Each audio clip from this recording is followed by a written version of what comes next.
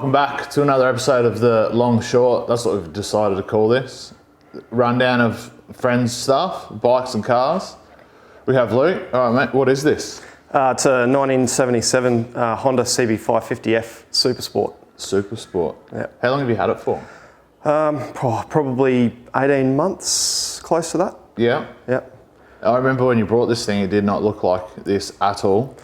No, it did not. It had some interesting choices on it, but it was sort of a half-finished sort of thing anyway. So, yeah, the previous owner had done like all the important bits, of, you know, the engine and the powder-coated frame and stuff like that. Yeah. So yeah, that was a good base to work with. Yeah. What stands out most on this when most people see it is the front end? Do you want to give us a quick rundown on what that is? Yeah, so the front end's actually off a 2006 CBR 600RR. So yeah, twin upside down forks, you know, big brakes. Yeah, really, I think sets off the bike. And was interesting to do. Like, it was really fun. I think the original front end, whoever did the stem bearings on it forgot to put some spaces in. So I think you rode it. Yeah. And it was all over the shop. It was wild. It was unrideable. Yeah, you were ready. You had to be prepared to die, pretty much. Yeah. So I mean, the first time I rode it, you know, after getting it all together, it was just night and day. It was crazy the difference that it made. And it was, you know, reasonably easy to do. So Cognito Moto in the States, they produce all the billet conversion parts. So it was basically just the billet stem and the billet front hub for the wheel to get it all to work. Yeah, so it was pretty much just plug and play, or? Pretty much, yeah. Yeah, a bit of mucking around, pressing the stem in and out and getting the right spaces, but yeah, it was easy enough. It's always good when you spend money on quality parts and they actually do what they're meant to do, which 100%, is normally pretty unheard of. Yep. What else is happening with this? Man, where do I start? I guess one of my favourite bits is the wheels. So Asher's Spoked Wheels built these wheels. So it uses the factory rear hub, but obviously custom XL outers and all nice stainless spokes. The front billet Cognito hub, all powder coated. Yeah, and then Avon Road Rider tyres, really nice tyre for this rim and this style of bike. Yeah, the wheels do look really good. I really like the front brakes, and I can't believe where they come from. Yeah, eBay job, hey? Yeah. But I mean, you know, you try and source a pedal disc, because these are, you know, the texture on the outside, they're called a pedal disc. No one else makes them. Yeah. And by all reports, you know, everyone I've spoken to, these discs are actually quite good. They weren't cheap, you know, but they're good. Well, eBay's come a long way. You see so much good stuff on there now compared to what it used to be. Though some stuff is still a gamble, I guess. Yeah, but these turned out really good, and the pads that come with them, yeah, they were a good thing. What about the electronics? I know you've redone all the hand controls and stuff. Yeah, everything. So the switches are XJR 1300 switches. So I wired the whole bike up, pretty much rewired most of it. It already had a Cafe Racer wiring harness in it, but it needed some tidying up, and there was a fair bit of hours spent getting those switches to work. And then the gauge as well. The gauge is, it's a digital gauge. I can't remember the brand, but it uses an active speed sensor. So there was a bit of mucking around with that as well, trying to get the speed sensor to read off something on the front of the bike to give it a speed signal. Yeah. So I ended up using the disc mounting bolts. Yeah. And then getting it all set up. It works really, really well. Yeah. And what about the paint? The colours just really sets this off. Yeah, and that was a bit of a mission too. So this is actually the second colour. It was never fitted with the other colour, but the original colour I chose was Platinum Gold, which is a Holden VL Commodore colour. And Ellispeed, the shop that did some of the fabrication on the bike, warned me that, you know, choosing car colours on a bike, yeah, it does. Sometimes it doesn't work. And it was all painted, and Dan, our mate, did all the painting on it, and he brought it over, and I said, I'm sorry to do this, man, but you're going to have to do it again. Yeah. And then I went and chose this colour, and he smashed it, man. I'm so happy with how it turned out. And the Honda logo, the old school Honda logo, just turned out exactly how I sort of envisioned it. Yeah, it turned out really good. Yeah. Ellispeed built the rear, yeah? Did they they didn't build the frame, just the rear cowl? No, they did a fair bit on it, actually. So they did the front guard, and they did the rear frame hoop, as well as fabricating the cowl as well. And fitted the exhaust, and also I think John Morehouse, who works for Ellispeed, did the seat And that's another thing I had to do twice. So the original colour scheme that I was sort of going after was that there's a famous VL Commodore Platinum. Yeah. It had, really awesome cream interior, and the Platinum Gold worked really well together on a car.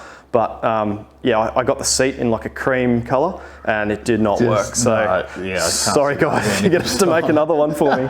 So yeah, I spent a bit of money making some mistakes, but got it right in the end. Yeah.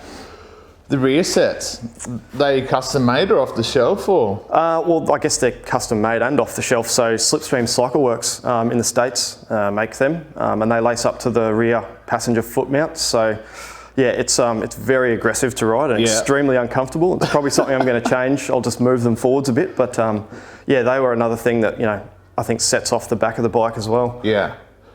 What's next on this? Is there any other major parts? Well, the whole thing's custom from front to back. We could spend 4 days standing here, kind of everything. Any other major parts?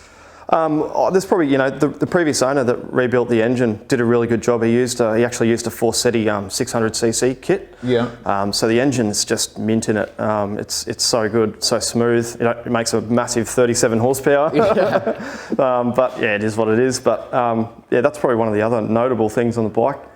As far as changing stuff, obviously I'd like to put some different shocks on the back. Yeah, they got missed, didn't they? Yeah, I think these still work, but that's another place I can add something to it. And then moving those rear sets forwards, that'll help with just the day-to-day livability of the bike. To ride it, because this is the only registered bike that you can ride at the moment, eh? So for the next couple of weeks, for the next couple of weeks, yeah. Yeah, even then it's questionable. Yeah. So I guess one of the other things is the throttle and the grips. They're a Domino quick throttle. So a lot of sport bike guys use them, and they do a universal kit too, so it was really easy to mount up to the bike. Yeah. And that's another thing I think that's makes the bike a lot easier to ride. You only quarter turn throttle, get all of that 37 horsepower when you need it. Get it to the floor. What about the master cylinder? It's much getting the brakes actually to work on this coming from the other bike? No, it was easy as. I mean, so the master cylinders, eBay job, Mokilla. I think they're like a Brembo copy. But man, it's worked really, really well. And I think again the levers complement the rest of the bike, I suppose. Yeah. And then I just had to order a CBR 600 RR brake line kit. Yeah. Easy. Yeah, nice. And this is actually your first bike, yeah, or second? Second, yeah. This is and I've had a few bikes. This is probably the third one I've built, I suppose. Yeah. So you had the Dust Hustle bike as well. Yeah, Dust Hustle bike. That was heaps fun. I learned a lot on that. And this is the first bike actually it's probably one of the first things I've ever started and then finished all the way to the end. But you've only been into motorcycles like a couple of years. Yeah, 2.5 years. Yeah.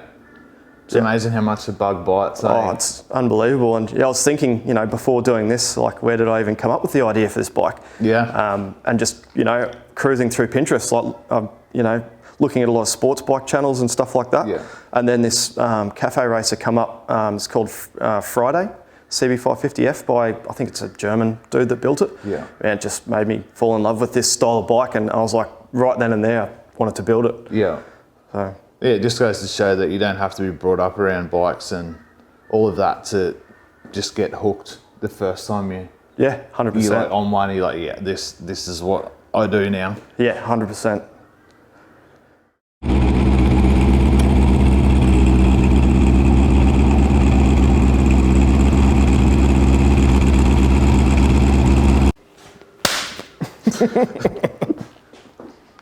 The exhaust. What's going on with that? Is it standard headers or? The headers are factory. So the 550 Supersport had the 4-into-1 one side headers, and it's just got an eBay slip-on. That was something that took a bit of choosing and a bit of a gamble, I suppose. It might be a bit polarizing, that slip-on, to some people, but I think it works really well. Yeah, the titanium. Is it actual titanium or is it just no? Fakeanium. Yep, exactly.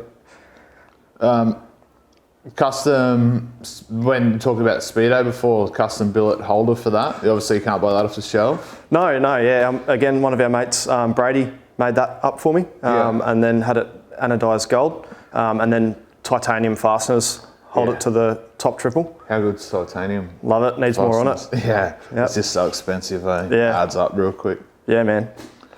Well, I think that's about it for the long short of this cafe race. That's a fucking cool bike. It turns heads everywhere we go. I think a few of the guys get a bit dirty when they show up on their Harleys that they've spent like in house loans on, and then everyone just gathers around this. And you can understand why when you just look at it. The presence is unreal. Yeah. No, I'm pretty happy with it. Yeah, it's mint. All right, thanks for watching. We'll see you on the next one.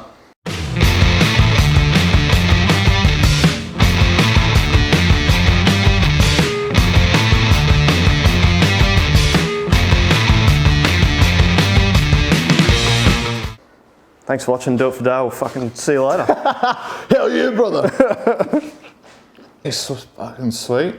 Oh, I'll start again because I swore. No swearing. Yeah, okay. That's going to be hard for me too.